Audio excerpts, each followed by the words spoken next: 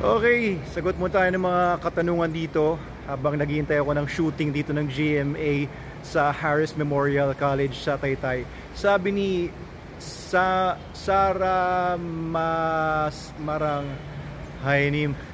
Doc, sabi niya, Doc, paano po yung pag-inom ng tubig ng aso na punta sa sugat? Need po ba magpa-anti-rabies? Hindi din po ba tuturukan ng rabies vaccine yung aso namin? Sana po masagot kasi kinakabahan daw siya. Okay, so ang sinasabi niya dito, yung iniinuman ng aso niya tapos napunta sa sugat. Okay, yung tubig ng aso. So siguro umiinom yung aso niya doon, tapos may laway-laway na ng aso yon, tapos napunta sa sugat. Ngayon, kung may rabies yung laway ng aso, tapos napunta doon sa tubig, tapos napunta sa sugat, opo, there is a chance, no? There is a possibility na yung rabies virus ay mailipat doon sa sugat and doon sa tao na may sugat. It is possible. Especially kung mabilis lang, kasi ang rabies virus na nasa laway, after a few hours na wala na siya sa host, ay pwedeng hindi na siya makaka-infect, mamamatay din yung rabies virus. Kung mainit yung panahon, naaarawan yung tubig, madaling mamatay yung virus. Pero sa cases naman na mabilis lang, no, kakatulo pa lang ng laway doon sa tubig, tapos napunta kagad sa sugat, tapos ayun, buhay pa yung virus, then posible nga po. Tapos sabi niya, hindi tuturukan ng anti-rabies o ng rabies vaccine yung aso namin.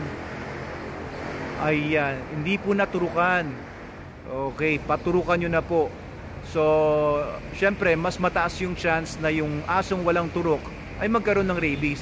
Pero kung yung aso nyo naman po ay nasa loob lang naman ng bahay, wala namang nakakasalamuhang askal or stray dogs, maliit lang yung chance na maaaring may rabies yung aso ninyo. But there's always a chance, no? Baka nakuha niya yan ng mabilis lang, nakalabas yung aso ninyo, pinasyal ninyo, tapos biglang meron siyang naamoy-amoy na askal sa labas, maaari siya makakuha ng rabies virus.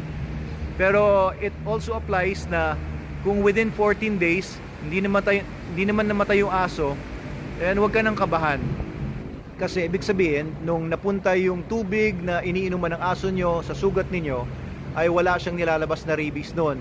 Kasi within 14 days ng aso na may rabies na sa utak, na naglalabas na ng rabies virus sa laway niya, within 14 days na mamatay ang aso na yan.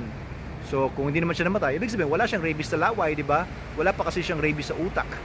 So ayan, I hope na linawan kayo ng konti doon sa sagot ko sa inyo. So to summarize my answer, yes, it is possible. And kung need mo pa ba magpa-anti-rabies, well, maybe not, but it's always a good thing to seek precaution, no? It's better than cure. Prevention is better than cure. And of course, no, mas praning ka, mas mahaba ang buhay mo kaysa sa mga nagwawalang bahala or nagkikibit-balikat lang sa mga ganyan-ganyan mga bagay. So keep yourself protected, no? And let's practice yung basic hygiene lang. Kung iniinuman ng aso ninyo, dapat hindi nagkakaroon ng contact sa inyo. And of course, pabakunahan nyo na po yung mga aso ninyo against rabies. Required yan sa batas. Every year po yan renew. Kung hindi nyo po ini-injectionan yung aso ninyo ng anti-rabies, may nilalabag po kayong batas. Doc Abel Manalo po ito sa Manalo K9. Remember SDN, the best dog food in the multiverse. And thank you po sa tanong ninyo, Ma'am Sarah.